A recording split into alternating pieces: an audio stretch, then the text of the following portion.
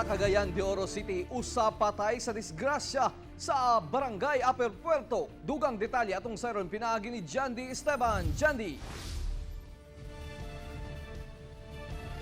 Yes, Rial, palisuray ang rescue operation sa duha ka mga pasahero nga naipit sa truck nga mibangga sa dakong punuan sa kahoy. Isa ang patay, upat ang samaran.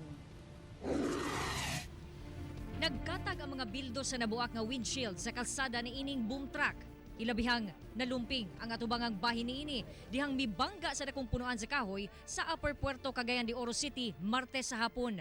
Sa maong disgrasya, naipit ang pahinante sa truck ug ang 5 anyos nga bata. Palisuray ang rescue operation. Nag-amping ang rescuers nga mapagawa sa mga naipit. Power tools ang ilang gigamit aron matangtang ang miipit nga bakal. Taud-taud pa, nabunlot na ang mga biktima. Ang pahinante nga si Alvin Comar, 27 anyos, naputol na ang walang tiil nunod sa grabing pagkaipit. Gisuwayan og revive ang biktima apan namatay ra gihapon kini pag-abot sa ospital. Samtang daling gilapatan og first aid ang samad sa tiil sa 5 anyos nga bata nga nailhang si Raymart Paring. Ang driver og mga ginikanan sa bata, minor injuries lang ang naangkon. Medyo nalangan-langan yun tungod lagi atong pagpangita man nato sa truck nga mabunlot kay ang severity sa pagkaipit grabe gid kalisod kay naaman gyud kahoy. So nakuha lang nato bag-o lang yun pero ang tawag na dawat namo mga alas 5 gyud sa hapon. Tungod sa hitabo, mihuot ang dagan sa trapiko. Base sa investigasyon sa kapulisan, gikan matud pa og Panabo City, Davao del Norte ang truck.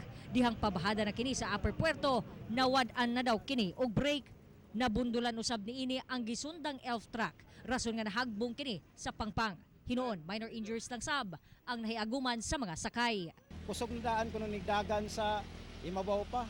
Akong nakita ma'am, una niya na inkwentro kay ang plano ta sa driver, padulong dito nga side, para sa ihama, masip yang anak.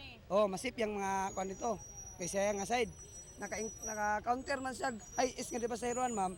Mountong na padulong siya dire. Posibleng mag-atubang og kaso ang driver sa boom truck. Posible yun, ma'am. Reckless imprudence resulting to physical injury and property damage. Kauban si Mel Colmenares sa kamera. Ako si Jandy Esteban para sa One Mindanao.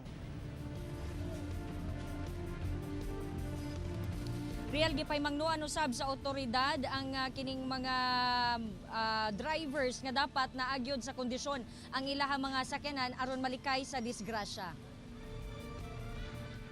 Okay, daghang salamat, Jandy Esteban.